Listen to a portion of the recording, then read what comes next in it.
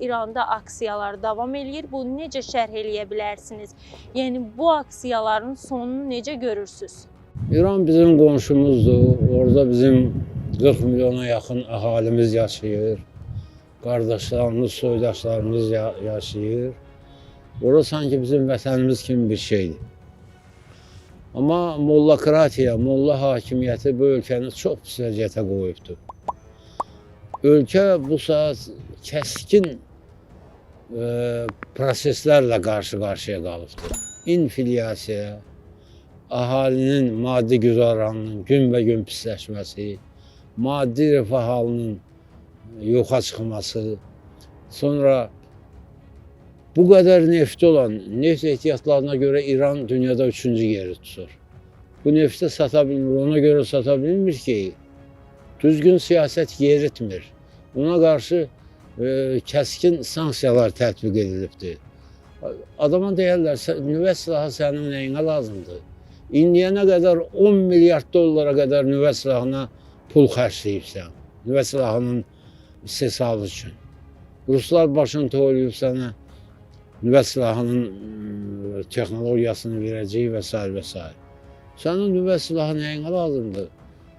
Çox millətli ölkəsən. Adamların qarnını doydur, ölkənin iqtisadi yüksəlisinə çalış, mədəni yüksəlisinə çalış. Üstəlik də bu molla hakimiyyəti belə sözün əsl mənasında ekspansiyonist bir siyasət yürüdür.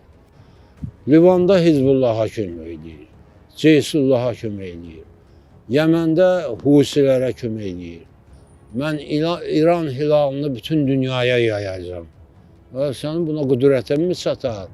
Və İran hilalını dünyaya yayıb özünün teokratik, dini rejimini bütün dünyada bərqərar edəcəksən.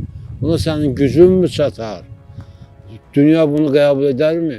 O qədər belə ağıldan kəm mollalardılar ki, başlarına da o Sepahın yekəbaş generallarını yığıb onunla dünyanı qarışdırmaqla məşğuldurlar və ona görə də mənim zənnimcə indiki baş verən proseslər inqilabi proseslərdir. Əhali artıq molla rejiminə dözmək fikrində deyil, mollaları yıxmaq qənaətindədir.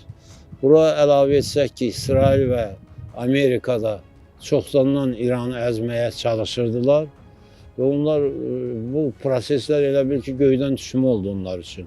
Onlar bu proseslərdən istifadə edib İrana qarşı hücuma keçəcəkdir. Etirazlar xaosa səbəb ola, hakimiyyət dəyişikliyinə gətirib çıxara bilərmi? Sözsüz bütün inqilabların sonu hakimiyyət dəyişikliyidir. İranda da həmişə inqilablar yolu ilə hakimiyyət dəyişibdir. Elə mollaların özü hakimiyyət dəyişikliyi ilə hakimiyyətə gəliblər. Amma bu da məsələlər çox ciddidir. Bütün ölkə, ümumi xalq, haradasa 80 milyondan çox, 86 milyondan çox əhali ayağa qalxıbdır. Ona görə də bura üstəgəl bura Amerikanın və İsrailin İranla olan haqq hesablarını onda belə hesab etmək olar ki, İranda molla rejiminin axırı çatıbdır. Gec-tez, 1-2 aya orada hakimiyyət dəyişikliyi baş tuta bilər. Qabil bəy, ABŞ prezidenti Donald Trump qeyd etdi ki, əgər İranda etirazçılar öldürülərsə, İran sərt şəkildə vurulacaq. Bu İrana qarşı hərbi müdaxilələrə çevrilə bilərmi? Bəli, Trump'ın hər sözünə inanmaq olmaz. Amma bu məsələdə inanmaq olar. Çünki İsraillə çox yaxındılar. Trump'ın özünün kökü gedib Yəhudilərə çıxır və bu nöqteyi nəzərdən də Yəhudiləri möhkəm müdafiə edir. 2-3 ay bundan əvvəl Amerika aviasiyası İranın nüvə hazırlıqları mərkəzlərini bombardıman elədi. Demək olar ki, onun bir hissəsini məhv elədi.